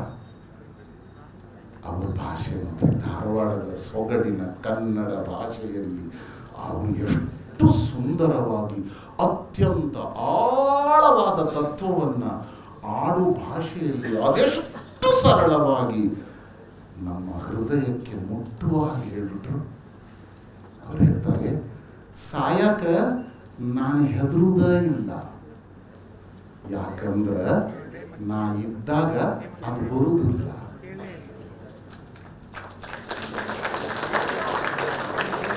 ಅದು ಬಂದಾಗ ನಾ ಇರಂಗಿಲ್ಲ. ನಾ ಯಾಕೆ ಹೆದರ್ಬೇಕು? ಸಾವನ್ನು ಗೆದ್ದವರು ನಾವು, ಸಾವಿಗೆ ಅಂಜದವರು ನಾವು. ಅದಕ್ಕಾಗಿ ನಾವು ಮೃತ್ಯುಂಜಯರು. ಈ ಮಾತುಗಳನ್ನು ಆಡುವ, ಈ ಮಾತುಗಳಂತೆ ಬದುಕುವ ಜಗತ್ತಿನ ಒಂದೇ ಒಂದು ದೇಶ, ಇದು ಭಾರತ. ನಮಸ್ಕಾರ.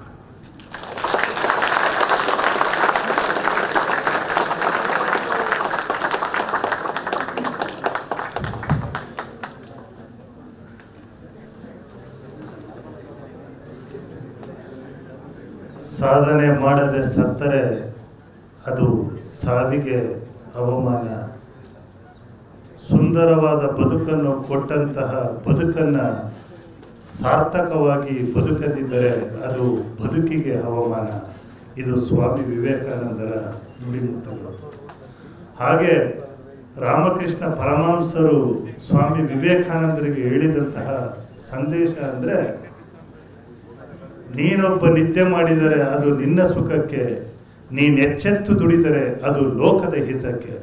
ಬಹುಶಃ ಶಂಕರಾನಂದಜಿಯವರ ಮಾತುಗಳನ್ನು ಕೇಳಿದ ಮೇಲೆ ನನಗೆ ಅನ್ನಿಸ್ತದೆ, ಯಾವುದೇ ಕರ್ನಾಟಕ ಅಡ್ಮಿನಿಸ್ಟ್ರೇಟಿವ್ ಸರ್ವಿಸ್ ಅಥವಾ ಇಂಡಿಯನ್ ಅಡ್ಮಿನಿಸ್ಟ್ರೇಟಿವ್ ಸರ್ವಿಸ್ ಟ್ರೈನಿಂಗ್ಗಳಲ್ಲಿ ಅಥವಾ ತರಬೇತಿ ಕಾರ್ಯಕ್ರಮಗಳಲ್ಲಿ ರಾಮಕೃಷ್ಣ ಪರಮಹಂಸರು ಸ್ವಾಮಿ ವಿವೇಕಾನಂದರಿಗೆ ಏನು ಬೋಧಿಸ್ತರೋ ಆ ಬೋಧನೆಗಳನ್ನೇ ಮೊದಲನೇ ಪಾಠವಾಗಿ ಇಟ್ಟು, ಅಥವಾ ಅವರು ಸೇವೆಗೆ ಹೋಗ್ಬೇಕಾದ್ರೆ ಪ್ರತಿಜ್ಞಾ ವಿಧಿಯನ್ನು ಅದನ್ನೇ ಬೋಧಿಸ್ತಾರೆ. ಅಂದರೆ ಈ ಸಮಾಜದಲ್ಲಿ ಪ್ರತಿಯೊಬ್ಬನ ಮುಖದಲ್ಲಿ ಮುಗುಳ್ನಗೆ ಬರುವಂತೆ, ಈ ಸಮಾಜದಲ್ಲಿ ಯಾರೊಬ್ಬನ ಕಣ್ಣುಗಳಲ್ಲಿ ಆ ಕಣ್ಣೀರು ಬರದಂತೆ, ಈ ರಾಷ್ಟ್ರಕ್ಕೆ ಸಮರ್ಪಣೆ ಮಾಡಿಕೊಳ್ಳದೆ ನಿನ್ನ ಬದುಕಾಗಬೇಕು ಅನ್ನುವಂತಹ ಒಂದು ದಿವ್ಯ ಸಂದೇಶವನ್ನು ರಾಮಕೃಷ್ಣ ಪರಮಹಂಸರು ಸ್ವಾಮಿ ವಿವೇಕಾನಂದರಿಗೆ ಹೇಳಿದ್ರಲ್ಲ, ಅದು ಬಹುಶಃ ಇವತ್ತು ಸಾರ್ವಜನಿಕ ಜೀವನದಲ್ಲಿ ವೃತ್ತಿಯನ್ನು ಮಾಡೋದಕ್ಕೆ ನಾವು ಹೊರಟಾಗ ಅದೇ ದಿವ್ಯ ಮಂತ್ರ ಆಗಬೇಕು ಅಂತಕ್ಕಂಥದ್ದು ಅದರ ಒಂದು ಸಂದೇಶ. ಬಹುಶಃ ಇವತ್ತು ಯುವ ಜನತೆಗೆ ಸ್ವಾಮಿ ವಿವೇಕಾನಂದರ ಸಂದೇಶದಲ್ಲಿ ಶಂಕರಾನಂದಜಿಯವರು ಕೊಟ್ಟದು ಯುವ ಸಮುದಾಯಕ್ಕೆ. ವಿವೇಕಾನಂದರು ಏನು ಹೇಳಿದ್ರು? ನಿರ್ಭೀತರಾಗಿ, ಅಂದರೆ ಅಂತಹ ಸಂದೇಶದ ಮಾತುಗಳನ್ನು ಅರ್ಥಪೂರ್ಣವಾಗಿ ಆಡಿದ್ದಾರೆ. ಶಂಕರಾನಂದಜಿ ಅವರಿಗೆ ತುಂಬು ಹೃದಯದ ಧನ್ಯವಾದಗಳನ್ನು ಸಲ್ಲಿಸ್ತೇನೆ. ಈಗ ಗೌರವ ಸಮರ್ಪಣೆ.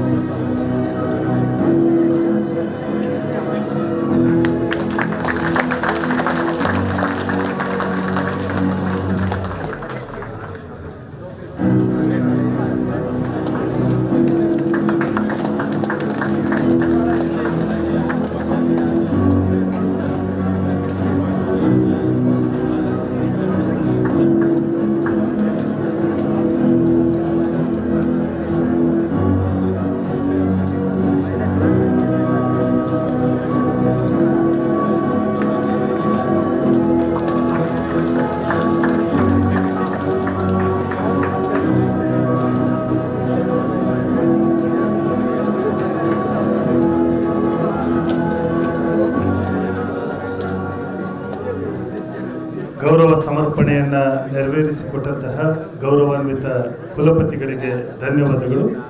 ಈಗ ಅಧ್ಯಕ್ಷರ ನುಡಿಗಳು ಗೌರವಾನ್ವಿತ ಕುಲಪತಿಗಳಾದಂತಹ ಪ್ರೊಫೆಸರ್ ಶರಣಪ್ಪ ವಿ ಅಲ್ಸಸ್ತೆ ಅವರು.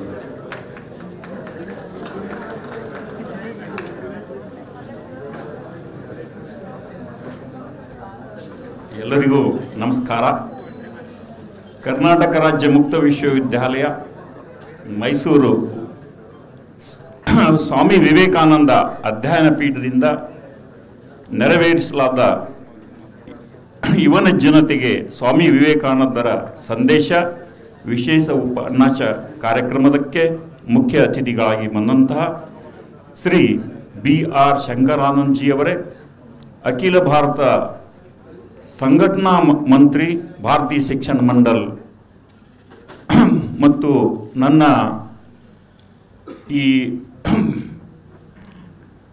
ವಿಶ್ವವಿದ್ಯಾಲಯದ ರಿಜಿಸ್ಟ್ರಾರ್ ಆದಂಥ ಪ್ರವೀಣ್ ಅವರೇ ಹಾಗೂ ರಿಜಿಸ್ಟ್ರ್ ಇವ್ಯಾಲ್ಯೂಯೇಷನ್ ಆದಂತಹ ವಿಶ್ವನಾಥ್ ಅವರೇ ಮತ್ತು ಈ ಕಾರ್ಯಕ್ರಮದ ರೂವಾರಿಯಾದಂತಹ ಡಾಕ್ಟರ್ ಜ್ಯೋತಿ ಶಂಕರ್ ಅವರೇ ಮತ್ತು ಇಲ್ಲಿ ನೆರೆದಂಥ ಎಲ್ಲ ಆಹ್ವಾನಿತರೇ ಮತ್ತು ಜೈನಹಳ್ಳಿ ಸತ್ಯನಾರಾಯಣ ಗೌಡ್ರೆ, ನನ್ನ ನೆಚ್ಚಿನ ವಿದ್ಯಾರ್ಥಿ ಮಿತ್ರರೇ ಹಾಗೂ ಸಿಬ್ಬಂದಿಗಳೇ, ಈಗಾಗಲೇ ಶಂಕರಾನಂದಿ ಸರ್ ಮಾತಾಡಿದ ಮೇಲೆ ನಾನು ವಿವೇಕಾನಂದರ ಬಗ್ಗೆ ಏನು ಮಾತಾಡಬೇಕು ಅಂತ ತೋರಿಸ್ತಾ ಇಲ್ಲ, ತಿಳಿತಾ ಇಲ್ಲ. ಆದರೂ ನಮ್ಮ ಈ ಯುವಶಕ್ತಿಗೆ ಏನು ವಿವೇಕಾನಂದರ ಸಂದೇಶ ಏನು ಕೊಟ್ಟಿದ್ದಾರೆ ಆ ಸಂದೇಶವನ್ನು ಅದೇ ರಿಪೀಟ್ ಮಾಡ್ತಾ ಇದ್ದೀನಿ, ಅಂದರೆ ಸಂದೇಶವನ್ನು ತಮಗೆ ಹೇಳ್ತಾ ಇದ್ದೀನಿ. ಅವರ ಸ್ಲೋಗ ನಮ್ಮ ಜ್ಯೋತಿ ಶಂಕರ್ ಅವರು ಹೇಳಿದ್ರು ಪ್ರಸ್ತಾವನೆಯಲ್ಲಿ, ಏಳಿ ಎದ್ದೇಳಿ ಎಲ್ಲಿವರೆಗೆ ಅಂದರೆ ಗುರಿ ಮುಟ್ಟುವರಿಗೆ. ಎಲ್ಲರ ಹತ್ರ ಗುರಿ ಇರಬೇಕು ಅಂತ, ಗುರಿ ಇದ್ದರೆ ಗುರಿ ಮುಟ್ಲಿಕ್ಕೆ ಹೋಗ್ತೇವೆ, ಇಲ್ಲೋದ್ರೆ ಎಲ್ಲಿ ಮುಟ್ಲಿಕ್ಕೆ ಹೋಗ್ತೇವೆ. ಅದರ ಸಲುವಾಗಿ ಪ್ರತಿಯೊಬ್ಬರಲ್ಲಿ ಗುರಿ ಇರಬೇಕು. ಈ ಯುವ ಸಂದೇಶವನ್ನು ಕೊಟ್ಟಿದಂಥ ಮಹಾನ್ ವ್ಯಕ್ತಿ ಸ್ವಾಮಿ ವಿವೇಕಾನಂದರು. ತಮ್ಗೆ ಗೊತ್ತಿರಬಹುದು, ಅವರು ಪುಸ್ತಕವನ್ನು ಓದಿ, ನನಗೆ 5ನೇತೆ ಇದ್ದಾಗ ಕನ್ನಡದಲ್ಲಿ ಒಂದು ಸಿಲೆಬಸ್ನಲ್ಲಿ ಮೆನ್ಷನ್ ಮಾಡಿದ್ರು. ಏನಂದರೆ, ತಾಯಿಯನ್ನು ಅಡಿಗೆ ಮಾಡ್ತಿರ್ತಾಳೆ, ತಾಯಿ ಅಡಿಗೆ ಮಾಡುವಾಗ ಸ್ವಾಮಿ ವಿವೇಕಾನಂದರು ಬಹಳ ಭಸ್ಮವನ್ನು ಹಚ್ಚಿಕೊಂಡು ನಾನು ಶಿವನು ನಾನು ಅಂತ ಹೇಳ್ತಾರೆ. ಅವರು ತಾಯಿ ಕರೀತಾ ಇದ್ರೂ ಹೋಗಲ್ಲ, ಯಾಕಂದ್ರೆ ಶಿವನ ಧ್ಯಾನದಲ್ಲಿ ಅವರು ಕೂತಿರ್ತಾರೆ. ಯಾಕೆ ಹೀಗೆ ಮಾಡ್ತಾ ಇದ್ದಿ ಬಾ ಅಂತ ಕರೆದು ಊಟಕ್ಕೆ ಕರೀತಾರೆ. ಅಂದ್ರೆ ಅದು ಬಹಳ ದೊಡ್ಡ ಸವಿಸ್ತಾರವಾಗಿ ಓದಬೇಕು. ಮತ್ತು ಅದರಂತೆ ತಮಗೆಲ್ಲ ಗೊತ್ತಿರಬಹುದು, ಈಗಾಗಲೇ ಶಂಕರಾನಂದಜಿ ಹೇಳಿದ್ರು, ಅವರು ರಾಜ್ಯರ ಮನೆಯಲ್ಲಿನೂ ಸಹ ಆಹ್ವಾನ ಇತ್ತು, ಬಡವರ ಮನೆಯಲ್ಲಿ. ಈಗ ತಮಗೆಲ್ಲ ಜೈಪುರ ರಾಜನ ಮನೆಯಲ್ಲಿ ಅವನ ಆಹ್ವಾನ ಇತ್ತು. ಆಹ್ವಾನ ಇದ್ದಾಗ ಅವರು ಕರೀತಾರೆ, ಕರೆದಿದ ಮೇಲೆ ಅವ್ರು ಏನ್ ಮಾಡ್ತಾರೆ, ಅವರಿಗೆ ಊಟ ಉಪಚಾರ ಮಾಡಿದ ಮೇಲೆ, ರಾಜ ಮನೆ ಅಂದ್ರೆ ನರ್ತೆ ಗೀತನ ಎಲ್ಲ ಇರ್ತದೆ. ಆವಾಗ ಅವ್ರು ಏನ್ ಮಾಡ್ತಾರೆ, ಇದಕ್ಕೆಲ್ಲ ನಾನು ಬಂದಿಲ್ಲ, ಆ ಊಟ ಉಪಚಾರ ಆದ್ಮೇಲೆ ಒಂದು ರೂಮ್ನಲ್ಲಿ ಚಿಲ್ಕ ಹಾಕೊಂಡು ಕೂತಿರ್ತಾರೆ. ಆವಾಗ ನರ್ತನೆ ಮಾಡೋರು ಹೇಳ್ತಾರೆ, ಏನು ಹೇಳ್ತಾರೆ ಅಂದ್ರೆ, ಸಂದೇಶ ನೀವು ನಿಮ್ಮಲ್ಲಿ ಅಂದ್ರೆ ಆತ್ಮಶಕ್ತಿ ಇದ್ರೆ ಬರಬೇಕು ಅಂತ ಹೇಳ್ತಾರೆ. ಆವಾಗ ಅವರು ವಿವೇಕಾನಂದರು ಓದಿ, ನೀವು ಅಲ್ಲಿ ಗೊತ್ತಾಗ್ತದೆ, ಅಂದರೆ ನಿಮ್ಮಲ್ಲಿ ಆ ಆತ್ಮಧೈರ್ಯ ಆತ್ಮಶಕ್ತಿ ಇದ್ರೆ ಬರ್ರಿ ಅಂತ ಹೇಳಿದಾಗ ಚಿಲ್ಕ ಬಿಚ್ಚಿ ಹೊರಗಡೆ ಬರ್ತಾರೆ, ಚಿಲ್ಕ ತೆಗೆದು ಹೊರಗಡೆ ಬರ್ತಾರೆ. ಹಾಗೆ ಸಭೆಗೆ ಬಂದು ಕೂಡ್ತಾರೆ. ಪ್ರತಿಯೊಂದು ಅಂದ್ರೆ ಅವರು ಹೇಳಿದಂತಹ ಮಾತುಗಳು ಆಲ್ರೆಡಿ ನಾನು ಕೆಲವೊಂದು ಸರ್ ಇದ್ರೆ, ಯಾಕಂದ್ರೆ ಬಹಳ ತಪ್ಪಾರ್ದಂತ ನೋಟ್ ಮಾಡ್ಕೊಂಡು ಬಂದೆ. ಅಲ್ಲಿ ಸ್ವಾಮಿ ವಿವೇಕಾನಂದ ಯಾವಾಗ ಹೇಳ್ತಿದ್ದೆ ನಮ್ಮ ಯುವ ಜನರಿಗೆ, ಏನು ಹೇಳ್ತಿದ್ದಂದ್ರೆ 3T ಇಟ್ಕೊಳ್ರಿ ಅಂತ. 3T ಅಂತಂದ್ರೆ ಆಲ್ರೆಡಿ ನಾನು ಹೇಳಿನಿ, 2-3 ಸಲ ಹೇಳಿನಿ ನಮ್ಮ ಇಲ್ಲ ಕೋಚಿಂಗ್ ವಿದ್ಯಾರ್ಥಿಗಳಿಗೆ. ಈ ಹೊಸ ವಿದ್ಯಾರ್ಥಿಗಳಿಗೆ ಏನು ಹೇಳ್ಬೇಕಂತಂದ್ರೆ, ಟ್ರೈ ಫಾರ್ ಬೆಟರ್ ಫ್ಯೂಚರ್ ಅಂತ 3T ಇಟ್ಕೊಳ್ಳಿ ಅಂತ ಹೇಳಿದೆ. ಅಂದ್ರೆ ಇದು ಎಲ್ಲ ವಿವೇಕಾನಂದರ ಸ್ಲೋಗನ್, ವಿವೇಕಾನಂದರ ಸಂದೇಶ, ನಂದಲ್ಲ ಇದು. 3T ನಲ್ಲಿ ಒಂದು T ಏನು ಹೇಳ್ತಾನೆ ಅಂದ್ರೆ ಟ್ರೈ ಫಾರ್ ಬೆಟರ್ ಫ್ಯೂಚರ್ ಅಂತ.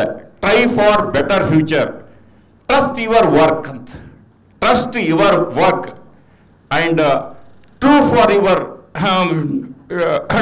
ಟ್ರಸ್ಟ್ ಯುವರ್ ಸೆಲ್ಫ್ ಅಂತ, true for your work, trust yourself, true for your work. ಹೀಗೆ ಅನೇಕ ಸಂದೇಶಗಳಿವೆ. ಅದರಲ್ಲಿ ಒಂದು ಸಂದೇಶ ಏನಿದೆ ಅಂದ್ರೆ success is a sum of small effects repeated day in and day out. ಪ್ರತಿದಿನ ನಾವು ಒಂದೇ ಸಲಕ್ಕೆ ನಮಗೆ ಸಕ್ಸಸ್ ಸಿಗಂಗಿಲ್ಲ, ಅವೆಲ್ಲ ಎಡಿಟಿವ್ ಆಗಿ ಆ್ಯಡ್ ಆಗಿ ಬಂದ ಮೇಲೆ ನಮಗೆ ಸಕ್ಸಸ್ ಆಗ್ತದೆ ಅಂತ ಹೇಳ್ತಾರೆ. ಮತ್ತು ನಮ್ಮ ನಾರ್ತ್ ಕರ್ನಾಟಕ ಸರ್ ಹೇಳಿದ್ರು, ಬಹಳ ನಾರ್ತ್ ಕರ್ನಾಟಕದ ಭಾಷೆಯಲ್ಲಿ ಒಂದು ಕಲ್ಲು ಕೆತ್ತಮ, ತಮಗೆಲ್ಲ ಗೊತ್ತಿರಬಹುದು, ಕಲ್ಲು ಕೆತ್ತಮ ಕೆತ್ತ ಇರ್ತಾನೆ ರಾಮನ ವಿಗ್ರಹವನ್ನ ಮಾಡಬೇಕಂತ. ಆವಾಗ ಕಲ್ಲು ಕೆತ್ತವನಿಗೆ 100 ಕಲ್ಲುಗಳನ್ನ ತಂದು ಕೊಟ್ಟಿರ್ತಾರೆ. ಆ ಕಲ್ಲನ್ನ ಕೆತ್ತ ಹೋದಾಗ ಒಂದು ಕಲ್ಲು 2 ವಿಳಿ ಆದ ತಕ್ಷಣ ನನಗೆ ನೋವಾಗ್ತಾ ಇದೆ, ಬೇಡ ಅಂತ ಬಿಡಿ ಅಂದ ತಕ್ಷಣ ಬಿಟ್ಟು ಬಿಡ್ತಾರೆ ಅಂತ. ಹೀಗೆ 100 ಕಲ್ಲುಗಳನ್ನ ಬೇಡ ಬೇಡ ಅಂತ ಹೇಳ್ತಿರ್ತವೆ. ಅವೆಲ್ಲ ಬಿಟ್ಟು ಒಂದು ಕಲ್ಲು ಎಷ್ಟು ಎಲ್ಲ ಉಳಿ ಹೊಡೆದ್ರು ಅದು ಏನೂ ಹೇಳ್ತಾ ಇಲ್ಲ, ಅದು ಸುಮ್ಮನೆ ಕೂತು ಅದು ರಾಮನ ವಿಗ್ರಹ ಆಯಿತು ಅಂತ. ಆವಾಗ ರಾಮನ ವಿಗ್ರಹವನ್ನ ಪ್ರೋತ್ಸಾಹ ಸ್ಥಾಪನೆಯ ಟೈಮಿನಲ್ಲಿ ಇವೆಲ್ಲ ಸ್ಟೆಪ್ಸ್ ಮಾಡಿದ್ರು. ಅಂದ್ರೆ ಸ್ಟೆಪ್ಸ್, ಇವೆಲ್ಲ ಕಲ್ಲುಗಳಿಗೆ ಸ್ಟೆಪ್ಸ್ ಮಾಡಿ ರಾಮನ ವಿಗ್ರಹಗಳನ್ನ ಪೂಜನೆ ಮಾಡಲಿಕ್ಕೆ ಹೋಗ್ತಾರೆ. ಅವರೆಲ್ಲ ಆವಾಗ ಹೇಳ್ತಾರೆ, ನಾವು ನೋವನ್ನ ತಡೆದ್ರೆ ನಾನು ರಾಮ ಆಗ್ತಿದ್ದೆ ಅಂತ. ಇಲ್ಲಿ ಹೇಳೋ ಉದ್ದೇಶ ಅಂದ್ರೆ, ಇದು ಸಂದೇಶವೇನಂದ್ರೆ, ನಾವು ಯಾವುದೇ ಕೆಲಸ ಮಾಡಬೇಕಾದ್ರೆ ನೋವಾಗಿರ್ತದೆ, ಆ ನೋವನ್ನ ತಾಳಿದವನೇ ರಾಮ ಆಗಬಹುದು ಅಂತ. ನಾನು ನಿನ್ನೆ ಒಂದು ನಮ್ಮಲ್ಲಿ university all India vice chancellor meet ಇತ್ತು ಮುದ್ದೇನಹಳ್ಳಿನಲ್ಲಿ. ವ್ಯಾಲ್ಯೂ ಎಜುಕೇಶನ್ ಅಂತ, ವ್ಯಾಲ್ಯೂ ಎಜುಕೇಶನ್ ಇವತ್ತಿನ ಕಾಲಕ್ಕೆ ವ್ಯಾಲ್ಯೂ ಎಜುಕೇಶನ್ ಯಾಕೆ ಬರ್ತಾ ಇಲ್ಲ, ಯಾಕೆ ಇದು ನೀಡ್ ಫಾರ್ ದ ಅವರ್ಸ್ ಇದೆ ಅಂತಂದ್ರೆ, ನಮ್ಮಲ್ಲಿ ಮಾರಲ್ ಎಜುಕೇಶನ್ ಕೊಡ್ತಾ ಇಲ್ಲ ಮಕ್ಕಳಿಗೆ. ಮಾರಲ್ ಎಜುಕೇಶನ್ ಜೊತೆ ನಾವು ಮೊದಲೆಲ್ಲ ಎಲ್ಲ ಟೀಚರ್ಸ್ ಬಂದ ತಕ್ಷಣ ಅವ್ರ ಸಿಲೆಬಸ್ನ ಇರ್ಲಿ ಬಿಡ್ಲಿ, ಅವ್ರು ಬಂದ ತಕ್ಷಣ ಎಂಟ್ರಿ ಕ್ಲಾಸಿಗೆ ಆದ ತಕ್ಷಣ ಏನ್ ಹೇಳ್ತಿದ್ರು, ವಚನಗಳು ಹೇಳ್ತಿದ್ರು, ಗೀತೆನ ಬಗ್ಗೆ ಹೇಳ್ತಿದ್ರು, ಸ್ವಾಮಿ ವಿವೇಕಾನಂದರ ಬಗ್ಗೆ ಹೇಳ್ತಿದ್ರು, ಅಥವಾ ದೊಡ್ಡ ದೊಡ್ಡ ಸರ್ವಪಲ್ಲಿ ರಾಧಾಕೃಷ್ಣ ಬಗ್ಗೆ ಹೇಳ್ತಿದ್ರು. ಹೀಗೆಲ್ಲ 5 ನಿಮಿಷ ಸ್ಪೆಂಡ್ ಮಾಡಿ ಮಕ್ಕಳಿಗೆ ಪಾಠ ಪ್ರವಚನ ಮಾಡ್ತಿದ್ರು. ಅದೆಲ್ಲ ಸಿಲೆಬಸ್ ಅಂದ್ರೆ ಅವಾಗ ಪ್ರತಿಯೊಬ್ಬರಲ್ಲಿ ನಮ್ಮ ದೇಶ ಈಗ ಫಿಯರ್ ಇರಬಾರ್ದು ಅಂತ ಹೇಳ್ತಾರೆ ಸರ್. ಅದೇ ತರ ಮಕ್ಕಳಲ್ಲಿ ಸಣ್ಣಗಿಂದ ಅಂದ್ರೆ 3ನೇ ಕ್ಲಾಸ್ನಿಂದ PUC ವರೆಗೆ ನಾವು ಏನು ಮಕ್ಕಳಿಗೆ ತಿಳಿ ಹೇಳುತ್ತೇವೋ ಅವರನ್ನ ಅಚ್ಚುಕಟ್ಟಾಗಿ ಇರ್ತದಂತ ಅನಿಸ್ತದೆ ನನಗೆ. ಹೀಗಾಗಿ ಮಕ್ಕಳು ಯಾವಾಗಲೂ ನಮ್ಮ ದೇಶದ ಮುಂದಿನ ಪ್ರಜೆಗಳಾಗಿರ್ತಾರೆ. ಹೀಗಾಗಿ ತಾವೆಲ್ಲ ನಮ್ಮ ಆತ್ಮ ಅವಲೋಕನೆ, ನಾನು ರಿಪೀಟೆಡ್ಲಿ ಐಟಲ್ ಆತ್ಮ ಅವಲೋಕನೆ ಮಾಡಬೇಕು ಅಂತ, ಅರಿವೇ ಗುರು ಅಂತ. ಇವೆಲ್ಲ ಏನೂ ಇಲ್ಲ, ಸಿಂಪಲ್ ವರ್ಡ್ಸ್. ಕಾಯಕವೇ ಕೈಲಾಸ ಅಂತ, ವರ್ಕ್ ಈಸ್ ವರ್ಶಿಪ್ ಅಂದ್ರೆ ನಮ್ಮ ಪೇರೆಂಟ್ಸ್ ಹೇಳ್ತಿದ್ರು, ನೀವು ಊಟ ಯಾವಾಗ ಮಾಡ್ಬೇಕಂದ್ರೆ ಕೆಲಸ ಮಾಡಿದ ಮೇಲೆ ಊಟ ಮಾಡ್ಬೇಕಂತ.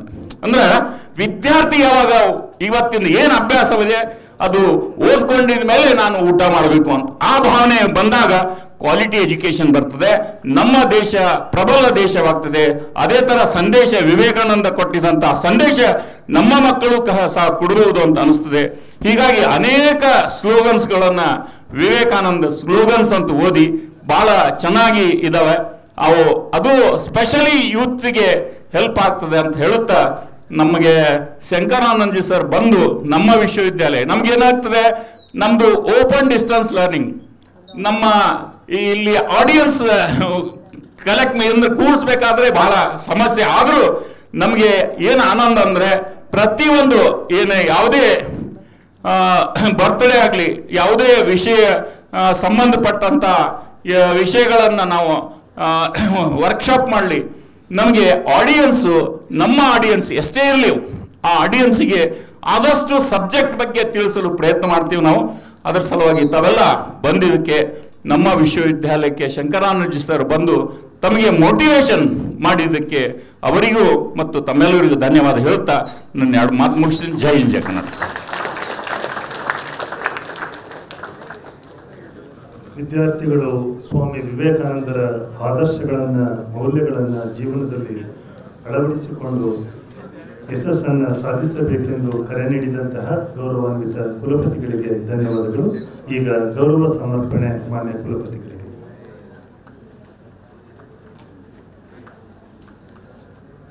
ಈಗ ಕಾರ್ಯಕ್ರಮದ ಅಂತಿಮ ಘಟ್ಟ ವಂದನಾರ್ಪಣೆ ನೆರವೇರಿಸಿಕೊಡಲಿದ್ದಾರೆ ಡಾಕ್ಟರ್ ಶೈಲೇಶ್ ರಾಜರಸ್.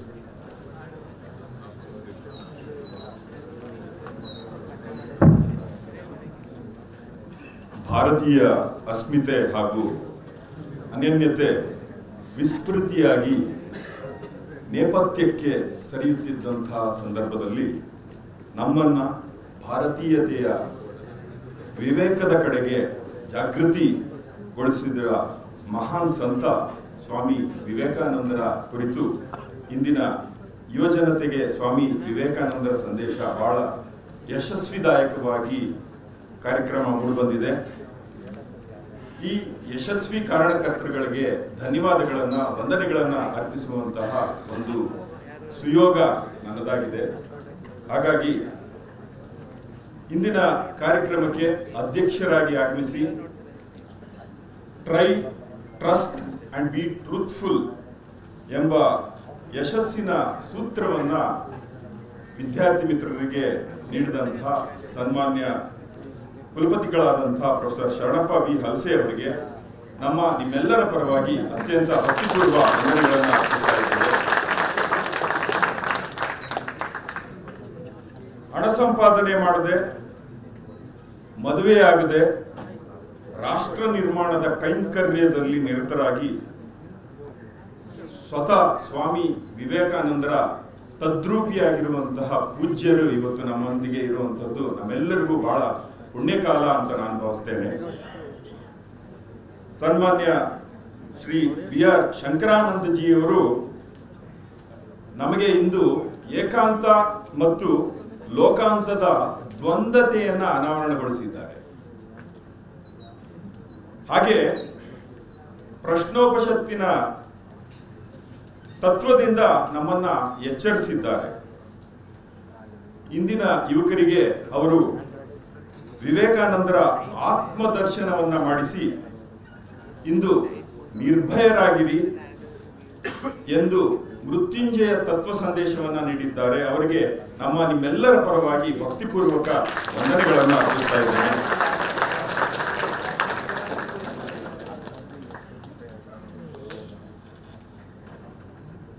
ಕಾರ್ಯಕ್ರಮಕ್ಕೆ ಸದಾ ಬೆನ್ನೆಲುಬಾಗಿ ನಮ್ಮ ಕುಲಸಚಿವರಾದಂತಹ ಪ್ರೊಫೆಸರ್ ಪ್ರವೀಣ ಅವರು ಆಗಮಿಸಿದ್ದಾರೆ. ಅವರಿಗೂ ಸಹ ನಿಮ್ಮೆಲ್ಲರ ಪರವಾಗಿ ಭಕ್ತಿಪೂರ್ವಕ ವಂದನೆಗಳನ್ನು ಅರ್ಪಿಸ್ತಾ ಇದ್ದೇನೆ. ಹಾಗೆ ಕಾರ್ಯಕ್ರಮಕ್ಕೆ ಪರೀಕ್ಷಾಂಗ ಕುಲಸಚಿವರಾದಂತಹ ಡಾಕ್ಟರ್ ವಿಶ್ವನಾಥ್ ಸಹ ಉಪಸ್ಥಿತರಿದ್ದಾರೆ. ಅವರಿಗೂ ಸಹ ನಿಮ್ಮೆಲ್ಲರ ಪರವಾಗಿ ವಂದನೆಗಳನ್ನು ಅರ್ಪಿಸ್ತಾ ಇದ್ದೇನೆ.